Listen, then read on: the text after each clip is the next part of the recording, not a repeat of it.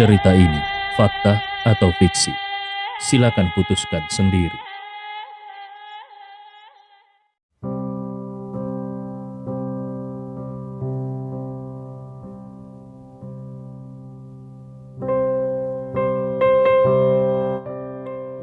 Mendengar hal itu, Ridwan segera berkata, "Najwa, sore ini ayah tidak bisa keluar mencari ibumu, karena ayah mengundang teman lama ayah untuk makan malam di rumah.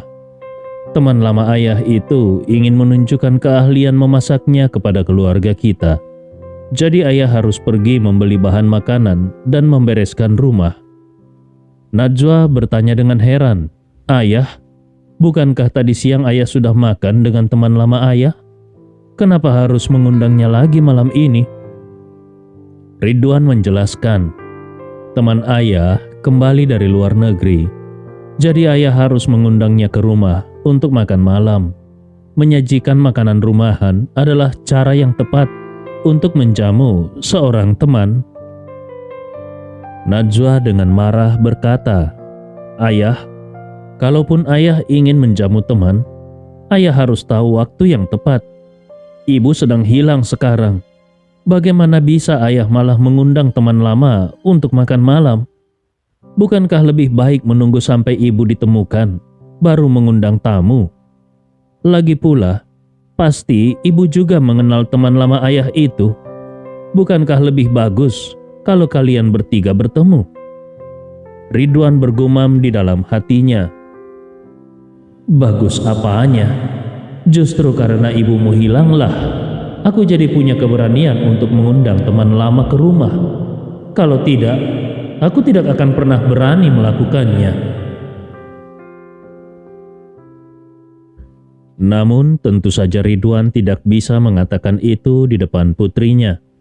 Maka dia segera berkata, "Kau tidak mengerti. Teman ayah itu sudah berada di luar negeri selama lebih dari 20 tahun. Sekarang dia kembali. Tentu saja ayah harus menjadi tuan rumah yang baik. Menjamu teman di hari kedatangannya itu lebih bermakna. Tidak mungkin kita menunggu beberapa hari setelah dia datang dan baru menyambutnya. Itu tidak baik. Teman ayah akan berpikir, ayah tidak tahu bagaimana menjamu tamu." Ridwan juga menambahkan, dan teman ayah itu juga tidak datang sendiri. Dia membawa putranya. Putranya seumuran denganmu dan Andi. Dan dia adalah seorang pengacara terkenal di luar negeri yang memiliki firma hukum terkenal. Bertemu dan berkenalan dengan orang seperti itu bisa membawa banyak manfaat di masa depan. Kesempatan ini sangat berharga. Najwa dengan kesal berkata, "Aku tidak merasa itu berharga. Aku juga tidak ingin mengenal teman ayah dan putranya. Aku hanya ingin segera menemukan ibu dan membawanya pulang." Ridwan tidak bisa menahan amarahnya. "Kenapa kau sangat tidak pengertian? Hanya makan malam saja. Apa kau tidak bisa ikut? Apa kau tidak makan malam? Sikapmu ini jelas-jelas hanya ingin melawan ayah." Najwa berkata dengan cemas, "Bukan begitu. Aku hanya tidak punya mood untuk bertemu orang asing dan bersosialisasi saat ini." Ridwan dengan marah berkata, "Tapi itu teman lama ayah. Kau harus menghormati ayah." Sebenarnya di dalam hati Ridwan ada satu kalimat yang tidak dia katakan dan dia tidak berani mengatakannya. Kalimat itu adalah, kalau ibumu tidak pernah kembali, teman lama ayah itu sangat mungkin menjadi ibumu yang baru. Dan putranya mungkin menjadi adikmu. Jadi lebih baik kau mengenal mereka sejak sekarang. Andi kemudian ikut membujuk, "Sayang, Bibi Mariska adalah teman lama ayah. Wajar saja kalau ayah ingin menjadi tuan rumah yang baik. Kita sebagai anak harus mendukungnya agar ayah tidak kehilangan muka." Kemudian dia melanjutkan, "Begini saja, sore ini kita cari ibu dengan baik. Malam ini kita tidak perlu memasak, karena Bibi Mariska yang akan memasak. Jadi biarkan ayah pergi belanja dan Bibi Mariska memasak di rumah.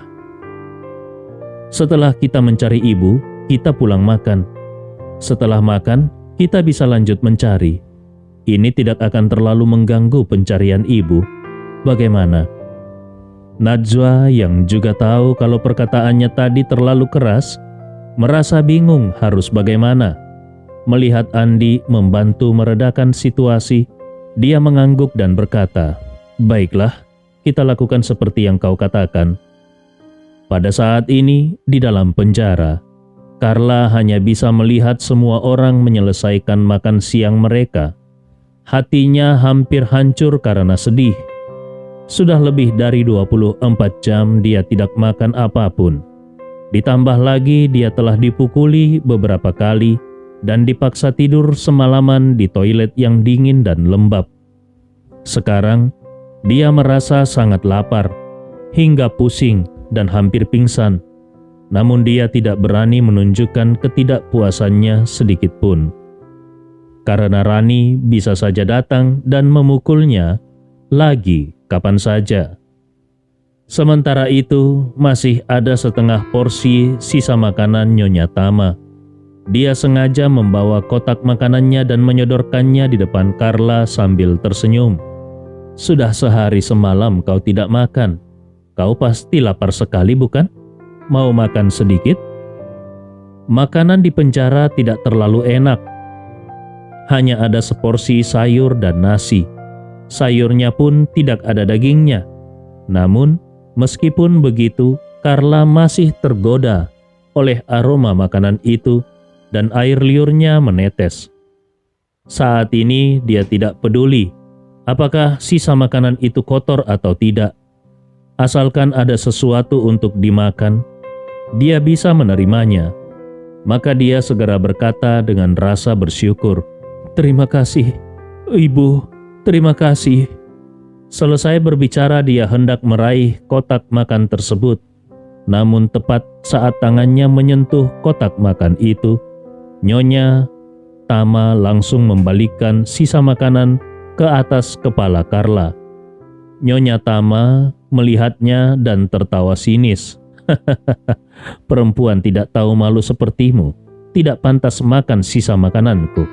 Aku lebih baik memberikannya pada kucing daripada kepadamu." Carla baru menyadari kalau dia sudah dipermainkan oleh Nyonya Tama. Dia tidak sempat mengelap makanan di kepalanya dan langsung menangis putus asa.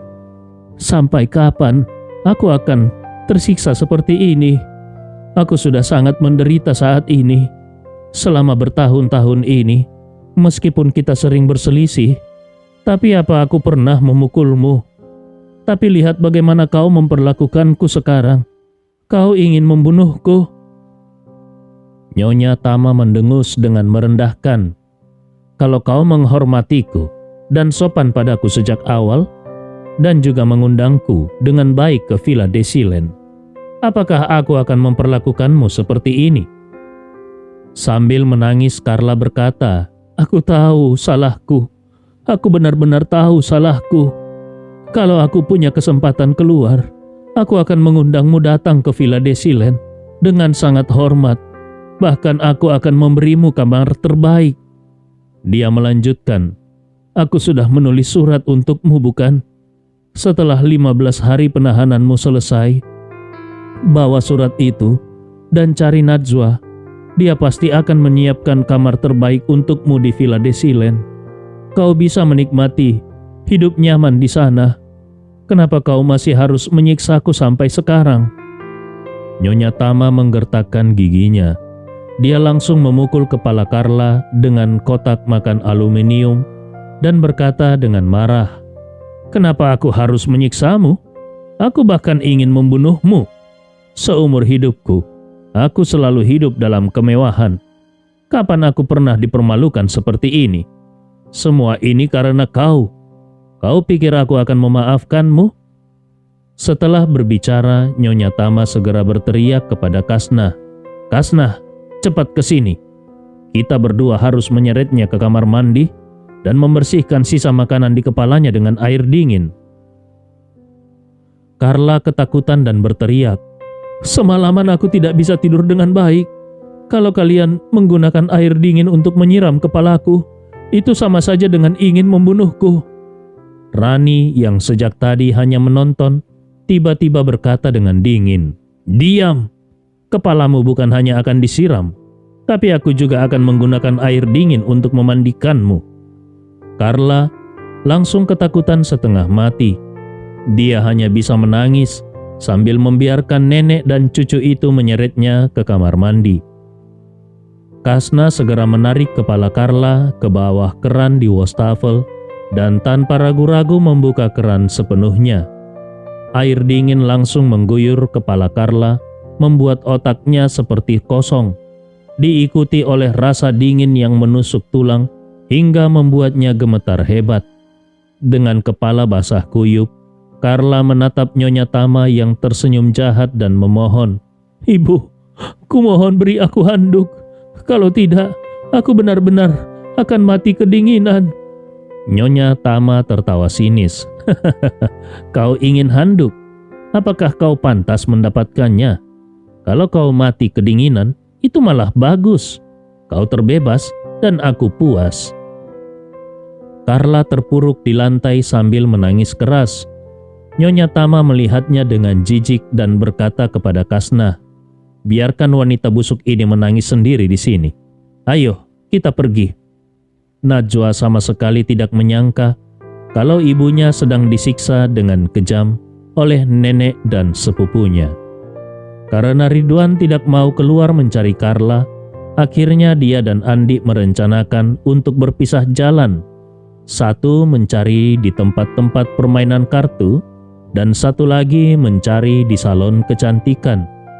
Andi hendak masuk ke mobilnya untuk mencari Carla, namun Najwa menahannya dan bertanya dengan pelan, "Andi, aku ingin tahu siapa sebenarnya teman lama ayah itu?" Andi tersenyum dan bertanya, "Apa yang ingin kau ketahui?" Najwa berkata, "Aku ingin tahu tentang penampilan, karakter, serta kondisi keluarga dan rencana masa depannya setelah kembali ke negara ini."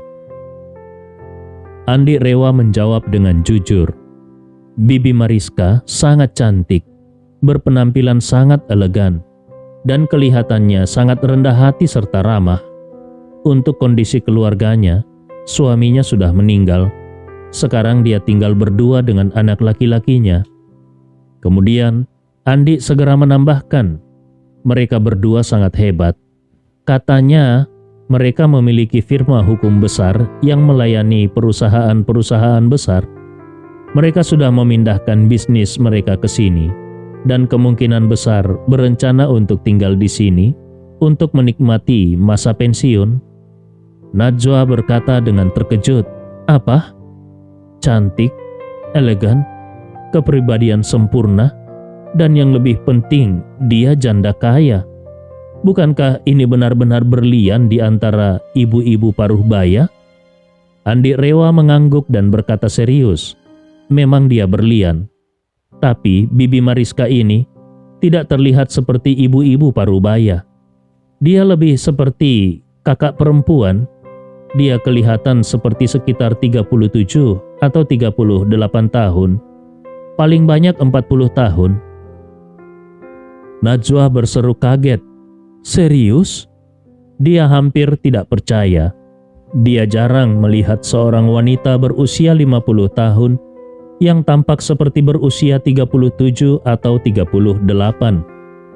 Andi tersenyum dan berkata, "Kebetulan dia akan datang makan malam di rumah malam ini. Kau bisa melihatnya sendiri nanti." Najwa tidak lagi meragukan kata-kata Andi. Dia berkata dengan cemas, "Wanita itu adalah cinta pertama ayah. Sekarang dia janda dan kondisi hidupnya bagus. Kebetulan hubungan ayah dan ibu tidak stabil. Dan lebih parah lagi, ibu sedang hilang. Bukankah ini akan memberi peluang pada wanita itu?" Andi Rewa tersenyum canggung dan berkata, "Sayang, itu bukan urusan kita sebagai anak. Bagaimanapun, orang tua juga punya kebebasan mereka sendiri. Sebagai anak, kita harus menghormati dan tidak bisa menentangnya." Najwa menjadi cemas. Meskipun dia tahu ibunya bukanlah wanita yang baik hati, tetapi Carla tetap ibunya. Bagaimana mungkin dia rela melihat ibunya ditinggalkan oleh ayahnya? Memikirkan hal ini, dia semakin cemas untuk segera menemukan ibunya dan membawanya pulang. Dia segera berkata kepada Andi, "Waktu kita sudah tidak banyak, kita harus segera berangkat. Kau harus mencoba mengunjungi sebanyak mungkin tempat permainan dan tanyakan dengan hati-hati kepada setiap pemilik dan pelanggan dengan menunjukkan foto ibu." Setelah meninggalkan rumah, Andi mulai mengunjungi ruang permainan di sekitar rumah. Setiap kali dia sampai di tempat-tempat permainan, dia mengambil foto pintu masuk dan bagian dalam ruang permainan, lalu mengirimkan kedua foto tersebut kepada Najwa sebagai bukti bahwa dia telah ke sana. Setiap kali Najwa bertanya hasilnya, jawabannya selalu sama. Pemilik mengatakan tidak pernah melihat orang tersebut, dan pelanggan juga mengatakan hal yang sama. Meskipun Andi tidak benar-benar bertanya, dia tahu jawabannya pasti begitu. Pada saat ini, sudah lebih dari 24 jam sejak hilangnya Carla. Sekarang Najwa menjadi sangat khawatir dan cemas. Dia terus-menerus pergi ke salon kecantikan dan klub-klub yang sering dikunjungi oleh ibunya.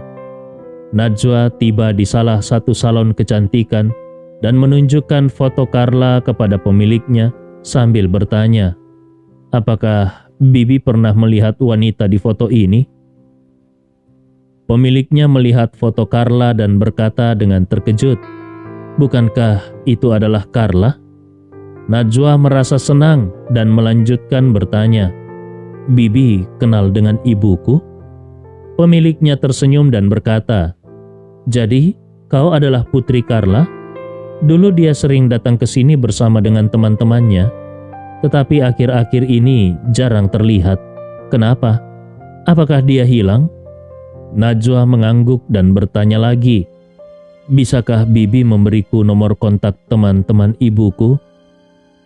Pemilik salon tiba-tiba teringat sesuatu dan berkata, "Oh iya, salah satu teman Carla yang bernama Lily sedang berada di sini melakukan perawatan wajah. Bagaimana kalau aku panggil dia keluar?" Najwa dengan penuh rasa terima kasih berkata, "Terima kasih banyak Bibi, itu akan sangat membantu." Tak lama kemudian Najwa melihat seorang wanita gemuk dengan tubuh yang sangat berisi keluar dengan masker wajah di wajahnya. Wanita gemuk itu berjalan mendekati Najwa, lalu menatapnya dari atas ke bawah dan bertanya, "Kau putrinya Carla?" Najwa dengan hormat menjawab, "Halo, Bibi Lily. Aku adalah putri Carla. Aku ingin bertanya, apakah Bibi melihat ibuku sejak kemarin?" Lily mendengus dengan marah. "Kami tidak bisa berteman dengan orang seperti ibumu." Najwa cepat bertanya, "Kenapa begitu? Apakah ibuku punya masalah dengan Bibi?" Lily menghela nafas dan berkata, "Kemarin sore, aku menelponnya untuk keluar bersama untuk perawatan wajah. Kau tahu apa yang dia katakan?" Najwa dengan cepat menggeleng. "Memangnya apa yang ibuku katakan pada waktu itu?" Lily dengan wajah marah berkata, "Ibumu berkata dia sudah kaya, sehingga dia tidak mau perawatan wajah bersamaku. Dia bilang, datang ke salon kecantikan untuk perawatan wajah adalah pekerjaan orang miskin sepertiku. Dia bahkan bilang, dia mau membeli salon kecantikan ini hanya untuk dirinya sendiri dan ingin memutuskan hubungan dengan teman-temannya yang miskin." Najwa mendengarkan dengan penuh kebingungan. Kenapa ibunya berbicara seperti itu kepada Lily? Ibunya tidak punya banyak uang dan akhir-akhir ini sikapnya sangat rendah hati. Apakah mungkin kemarin dia menemukan keberuntungan tak terduga? Ibunya bahkan sampai ingin membeli salon kecantikan ini untuk dirinya sendiri. Ini menunjukkan bahwa kekayaan yang didapatnya sangat besar.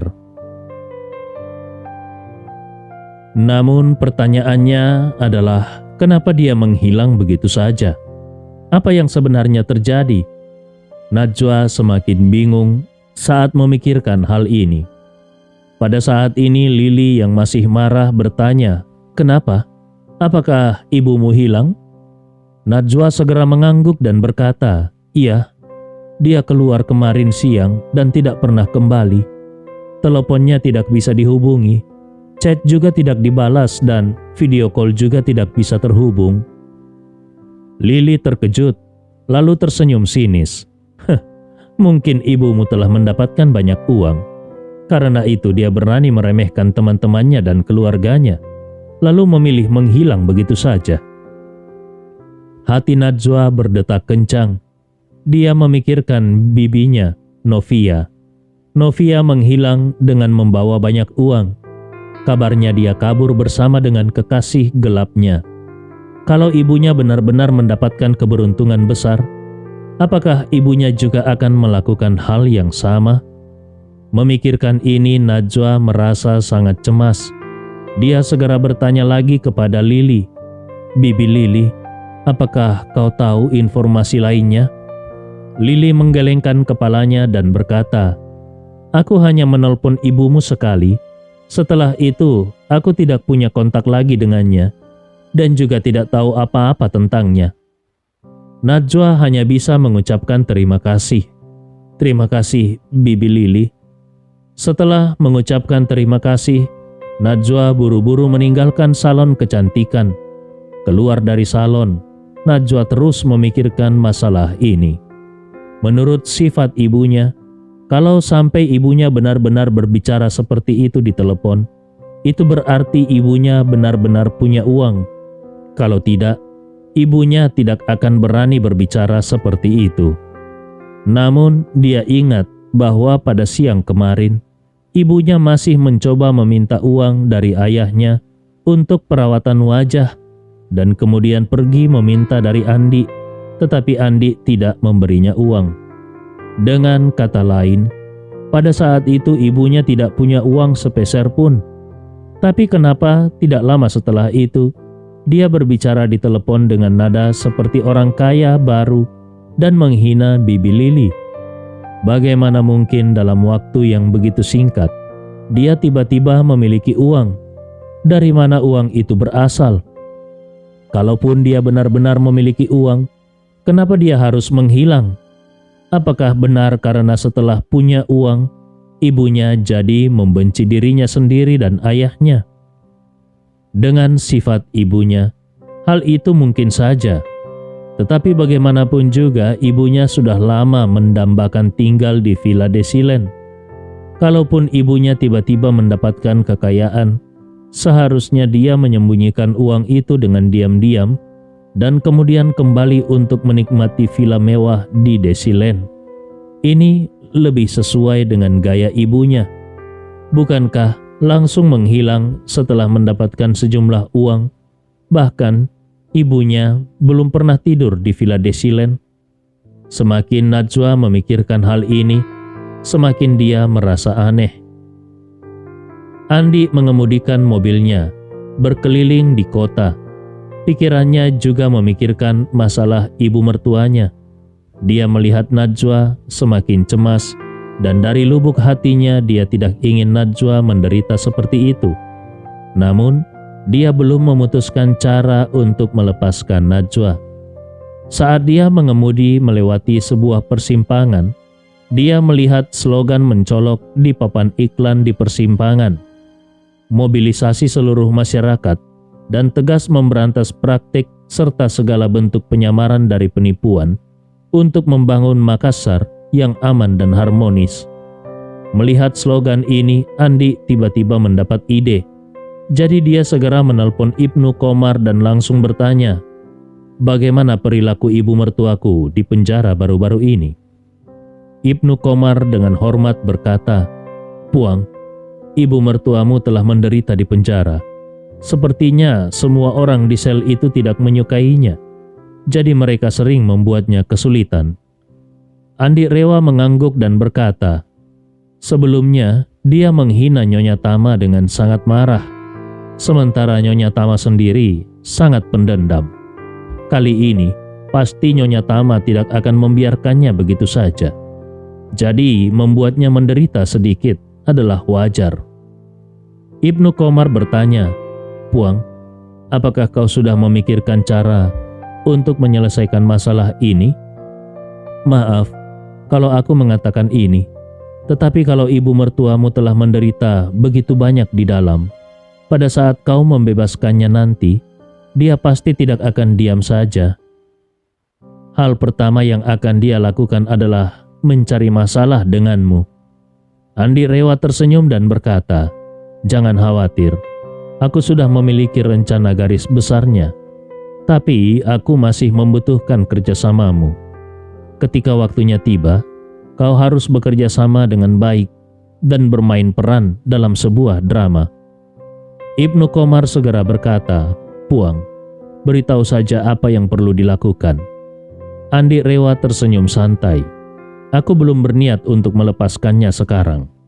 Ketika aku siap untuk membebaskannya, aku akan menghubungimu." Ibnu Komar mengangguk. "Baik, Puang." Andi Rewa berpura-pura mencari sepanjang sore. Lalu dia menerima telepon dari ayah mertuanya yang mengatakan bahwa Bibi Mariska akan segera sampai di rumah. Jadi dia pun segera mengendarai mobil untuk pulang. Najwa juga menerima telepon dari ayahnya. Meskipun hatinya sangat enggan, dia tetap mengendarai mobil dan pulang ke rumah. Saat tiba di rumah, Najwa memperingatkan ayahnya, "Ayah, nanti setelah teman ayah datang, usahakan agar topik pembicaraan tidak menyentuhku. Aku sedang tidak dalam suasana hati yang baik dan tidak terlalu ingin berbicara." Ridwan tahu pada saat ini putrinya bersedia pulang dan menemani dia serta Mariska makan malam, itu sudah dianggap sangat menghargai dirinya. Jadi dia tidak bisa memaksa lebih lagi. Jadi dia berkata kepada Andi, "Menantu yang baik, nanti di meja makan, kau harus banyak bicara. Ciptakan suasana yang menyenangkan." Andi Rewa mengangguk dengan canggung. "Baiklah." Pada saat ini bel pintu villa berbunyi. Ridwan tidak sabar melihat siapa yang datang dan dengan penuh semangat berkata kepada Andi dan Najwa, "Mereka sudah datang. Aku akan membuka pintu." Setelah mengatakan itu, dia segera berjalan untuk membuka pintu depan.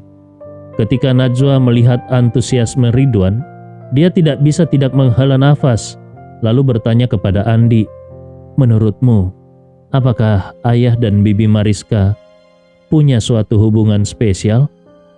Andi Rewa tersenyum dan berkata, "Mereka sudah lebih dari 20 tahun tidak bertemu. Apa yang bisa terjadi? Kau pasti berpikir berlebihan." Najwa dengan serius berkata, "Tapi ayahku terlihat terlalu bersemangat." Andi menghiburnya, "Kau kan tahu cerita mereka. Mereka pernah memiliki masa lalu bersama." Najwa buru-buru berkata, "Tapi ayah sudah menikah dengan ibu dan mereka belum bercerai. Ayah harus bertanggung jawab dan setia pada pernikahannya." Andi tersenyum dan berkata, "Kau berbicara seolah-olah ayah benar-benar berselingkuh. Hari ini dia baru saja bertemu cinta pertamanya. Ini tidak seburuk yang kau katakan." Najwa menghela nafas dan berkata, "Aku hanya merasa khawatir. Bukan berarti sekarang mereka sudah punya sesuatu." Pada saat ini, Mariska yang berada di luar villa merasa terpesona melihat villa paling mewah di seluruh kota ini. Melihat bahwa sekarang Ridwan tinggal di area villa yang begitu mewah, itu membuatnya sedikit terkejut. Sebelumnya dia pernah bertanya kepada teman-temannya tentang keadaan Ridwan selama bertahun-tahun ini dan mendapat tanggapan kalau hidup Ridwan tidak begitu baik. Ini membuatnya merasa bingung. Pada saat ini Ridwan sudah membawa Mariska dan putranya Paul masuk ke dalam rumah. Begitu bertemu, Najwa langsung terkejut melihat Mariska. Dia pernah mendengar dari Andi bahwa Mariska memiliki kepribadian dan penampilan yang sangat baik. Tetapi dia tidak menyangka akan sehebat ini. Sebagai sesama wanita, Najwa bahkan merasa sedikit iri pada Mariska. Bagaimanapun, seorang wanita yang sudah berusia sekitar 50 tahun masih bisa menjaga dirinya sebaik ini. Benar-benar luar biasa. Mariska juga terkejut melihat Najwa. Dia benar-benar tidak menyangka kalau Putri Ridwan dan Carla bisa begitu cantik dan menawan. Paul yang ada di sebelahnya juga tertegun dan terpesona oleh kecantikan dan keanggunan Najwa. Ridwan kemudian memperkenalkan, "Mariska, izinkan aku memperkenalkan. Ini putriku, namanya Najwa." Setelah itu dia menoleh ke arah Najwa dan berkata sambil tersenyum, "Najwa, ini teman lama ayah, namanya Bibi Mariska." Najwa yang terkejut dengan kecantikan dan kepribadian Mariska semakin khawatir tentang hubungan ayahnya dengan Mariska, karena kalau dibandingkan dengan Mariska, ibunya terasa sangat jauh. Namun karena sopan santun, dia telah menyambut Mariska dengan antusias dan berkata dengan penuh hormat, "Halo, Bibi Mariska." Mariska tersenyum dan dengan tulus berkata, "Najwa, kau benar-benar sangat cantik." Najwa dengan rendah hati berkata, "Bibi Mariska terlalu memuji. Aku masih jauh bila dibandingkan dengan Bibi." Mariska dengan serius berkata, Tidak. Ketika aku seusiamu, aku tidak secantik kau." Setelah itu dia menoleh ke Andi dan berkata sambil tersenyum, "Andi, kau benar-benar beruntung bisa menikahi istri yang secantik ini." Mariska kemudian memperkenalkan putranya, "Najwa, ini putraku, namanya Paul. Dia seharusnya lebih muda 1 tahun darimu, jadi seharusnya dia memanggilmu kakak." Paul segera mengulurkan tangannya kepada Najwa dan berkata dengan serius, "Halo Najwa, namaku Paul Smith. Senang bertemu denganmu." Ridwan segera berkata, "Mariska, semua bahan dan bumbu untuk masakan sudah kubeli dan ada di dapur. Bagaimana kalau kita mulai sekarang? Biarkan anak-anak berbicara di ruang tamu. Aku akan membantumu di dapur. Bagaimana menurutmu?" Mariska tersenyum dan berkata, "Tidak masalah. Hari ini kita akan memasak untuk anak-anak." Sambil membawa Mariska ke dapur, Ridwan berbalik dan berkata kepada Andi, "Menantu yang baik, di meja ada teh berkualitas. Seduh 1 cangkir untuk Paul." Andi pun mengangguk, "Baik ayah, aku mengerti." Setelah itu dia segera memanggil Paul. "Ayo Paul, cobalah teh yang dibeli ayah mertuaku dari penjual teh online dengan harga yang mahal." Setelah itu dia mengajak Paul duduk di sofa dan bersiap menyeduh teh. Najwa tidak terlalu ingin berbicara dengan putra dari cinta pertama ayahnya, jadi dia berkata kepada keduanya, "Kalian para pria mengobrol saja. Aku tidak terlalu suka minum teh dan aku juga sedikit sakit kepala. Jadi aku mau istirahat dulu. Maaf, aku permisi." Paul segera berdiri dan dengan sopan berkata, "Baiklah, silakan istirahat." Paul teringat dengan percakapan Ridwan sebelumnya dan berkata, "Andi, aku mendengar dari Paman Ridwan kalau villa ini kau dapatkan dari membantu seseorang dengan Feng Shui. Benarkah begitu?" Andi tersenyum dan berkata, "Bisa dibilang begitu. Sebenarnya bukan hanya karena Feng Shui, tapi juga karena membantu menyelesaikan masalah penting bagi mereka." Paul dengan tulus berkata, "Ngomong-ngomong, Andi, perusahaanku baru akan resmi dibuka di kota ini. Bisakah aku memintamu untuk memeriksa Feng Shui perusahaanku?" Andi melihat Paul yang cukup ramah dan memiliki etika yang baik. Jadi dia tersenyum dan berkata, "Kapan perusahaanmu dibuka? aku bisa menyempatkan waktu sebelum itu." Paul sangat senang dan berkata, "Terima kasih banyak, perusahaanku akan dibuka lusa. Kalau kau punya waktu, bagaimana kalau besok?" Andi mengangguk. "Baiklah." Di dapur saat ini Mariska sudah mengenakan celemek dan dengan bantuan Ridwan, dia mulai menyiapkan bahan-bahan untuk memasak. Ridwan dengan penuh semangat membantu Mariska. Dia sudah lama bermimpi bisa berada di dapur bersama dengan cinta pertamanya ini dan memasak makan malam yang lezat bersama-sama. Dia tidak menyangka bahwa mimpi ini baru terwujud setelah lebih dari 20 tahun kemudian. Mariska juga merasakan hal yang sama. Meskipun dia sudah hidup bersama suaminya di luar negeri selama lebih dari 20 tahun dan sering memasak bersama, namun dia tidak pernah merasakan perasaan yang seperti ini. Dia merasa bahwa keberadaan Ridwan di dekatnya memberikan perasaan kedekatan yang tak terbatas. Memasak untuk Ridwan dan bekerja bersama di dapur memberikan kebahagiaan tersendiri di hatinya. Saat Mariska memasukkan udang ke dalam wajan, tiba-tiba Ridwan memeluk Mariska dari belakang dengan erat dan dengan gugup serta penuh perasaan dia berbisik, "Mariska, selama lebih dari 20 tahun ini, aku sangat merindukanmu."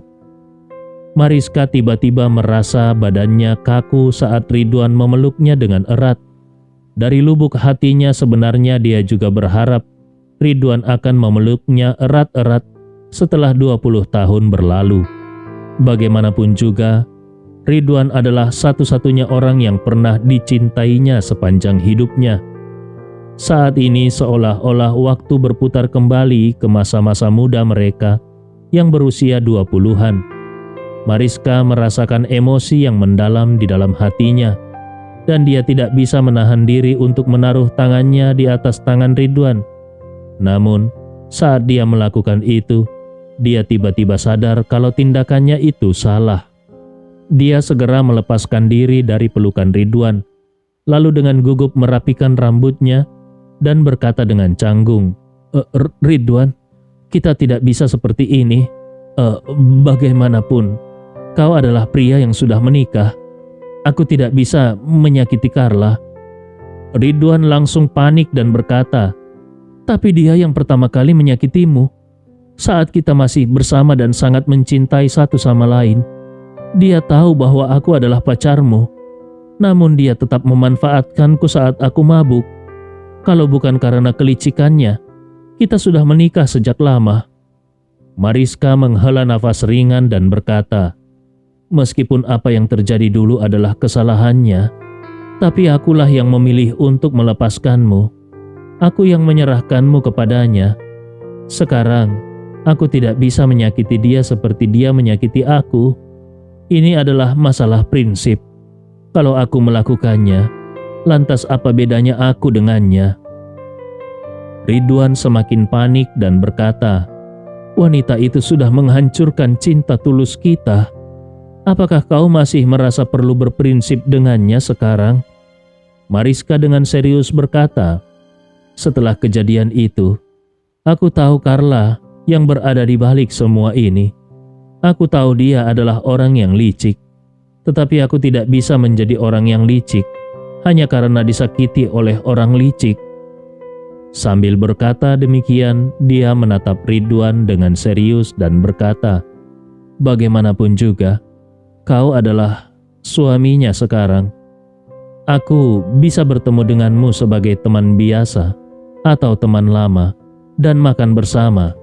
Tetapi kita tidak bisa melangkah lebih jauh dari itu, bahkan sedikit pun tidak." Ridwan hampir menangis dan berkata dengan suara sedih, "Apakah kita tidak punya harapan sama sekali? Setelah bertahun-tahun berlalu, akhirnya kita bisa bertemu lagi. Apakah kau tidak ingin memperbaiki kesalahan masa lalu kita?" Mariska juga terlihat sedih dan berkata, "Tentu saja aku ingin. Kalau tidak, aku tidak akan kembali dari luar negeri. Tetapi aku percaya bahwa seorang pria harus jujur dalam hal uang dan cinta. Kalaupun kita ingin bersama lagi, itu harus setelah kau bercerai dengan Carla." Ridwan segera berkata tanpa ragu, "Kalau begitu, aku akan segera menceraikannya." Mariska dengan serius berkata, "Ridwan, jangan salah paham. Aku tidak mengatakan bahwa setelah kau bercerai dengan Carla, kita akan segera bersama." Ridwan bertanya dengan gugup, "Mariska, apa maksudmu? Apakah kau tidak ingin bersamaku?" Mariska dengan tulus berkata, "Ridwan, kita sudah tidak bertemu selama bertahun-tahun. Bagaimana kita bisa tiba-tiba memutuskan untuk bersama lagi? Itu terlalu gegabah." Sambil berkata demikian, dia menambahkan dengan serius, "Dulu, saat kita pacaran di sekolah, kita masih mahasiswa. Kita belajar di sekolah dan bersosialisasi dengan teman-teman. Kita belum pernah hidup bersama. Hidup bersama berbeda dengan pacaran. Apalagi sekarang kita sudah dewasa. Kita tidak hanya harus mempertimbangkan kehidupan dan perasaan kita sendiri, tetapi juga anak-anak kita dan bagaimana pandangan mereka tentang hubungan kita. Itulah sebabnya hal-hal seperti ini tidak bisa kita putuskan dengan hanya beberapa kata, seperti saat kita masih remaja. Kita harus berpikir dengan hati-hati dan mempertimbangkan semuanya dengan matang untuk membuat keputusan yang dewasa." Ridwan segera berkata, "Aku tidak bisa menerima apa yang kau katakan. Aku tahu kau masih memiliki perasaan padaku, dan aku juga memiliki perasaan padamu. Kalau kita berdua memiliki perasaan, apa yang bisa menghalangi kita?" Sambil berbicara, Ridwan mendesak, "Mariska, aku ingin kau mengatakan yang sebenarnya. Apakah sekarang kau masih memiliki perasaan padaku?" Mariska merasa sedikit bingung dan berkata, "Bagaimana aku harus menjawab pertanyaanmu ini? Bagaimanapun juga, kita dulu bersama dan memiliki hubungan yang begitu dalam. Kita adalah cinta pertama satu sama lain dan membawa penyesalan selama lebih dari 20 tahun. Untuk mengatakan tidak ada perasaan, itu sama saja dengan membohongi diri sendiri." Kemudian Mariska menambahkan, "Tapi aku juga sudah mengatakan tadi, hal ini tidak hanya mempertimbangkan perasaan kita sendiri." Ridwan semakin berlinang air mata, seperti anak kecil yang merasa sangat sedih. Selama bertahun-tahun, dia mengalami banyak penderitaan dalam hal cinta. Jadi ketika Mariska kembali, dia merasa sangat terhibur. Ketika dia melihat Mariska, dia baru benar-benar menyadari bahwa kehidupannya sebelumnya selalu penuh dengan penderitaan. Oleh karena itu, dia tidak ingin menjalani kehidupan seperti itu lagi, bahkan untuk 1 menit pun. Melihat Ridwan menangis seperti anak kecil, mata Mariska juga memerah. Dia berjalan ke depan Ridwan, lalu dengan lembut menghapus air mata Ridwan dengan lengan bajunya dan berkata dengan penuh kasih sayang, "Ridwan, kau benar-benar sudah menderita selama bertahun-tahun ini. Kalau waktu bisa diputar kembali ke saat sebelum kita lulus, meskipun kau sudah tidur dengan Carla, aku tidak akan melepaskanmu." Sambil berkata demikian, Mariska juga menghela nafas penuh kesedihan. Sayangnya, waktu yang berlalu tidak bisa kembali. Tidak ada yang bisa membuat waktu berputar kembali. Dalam sekejap mata, kita sudah menjadi orang setengah baya yang berusia lebih dari 50 tahun. Ridwan langsung menggenggam tangan Mariska erat-erat dan dengan sangat emosional dia berkata, "Mariska, justru karena waktu tidak bisa kembali, kita tidak boleh menyia-nyiakan hari-hari kita ke depan. Jangan sia-siakan satu detik pun." Setelah berkata demikian, Ridwan sangat emosional dan tiba-tiba berlutut, lalu berkata tanpa ragu, "Mariska, aku ingin bersamamu." Melihat Ridwan berlutut, Mariska langsung panik. Dia segera menariknya dan berkata, "Ridwan, apa yang kau lakukan? Cepat bangun." Ridwan dengan keras kepala berkata, "Kalau kau tidak menerimaku, aku akan tetap berlutut di sini." Mariska melirik ke pintu dapur dan dengan cemas berkata, "Cepat bangun. Bagaimana kalau anak-anak masuk dan melihatnya? Bagaimana kita akan menjelaskan ini?" Ridwan dengan serius berkata, "Kalau Paul yang masuk dan melihat, maka aku akan memberitahunya bahwa aku mencintai ibunya. Aku berharap bisa bersama ibunya dan berharap mendapatkan restunya. Kalau Najwa yang masuk, maka aku akan memberitahunya bahwa aku mencintaimu dan aku akan menceraikan ibunya, lalu kemudian bersamamu." Cerita ini fakta atau fiksi? Silakan putuskan sendiri.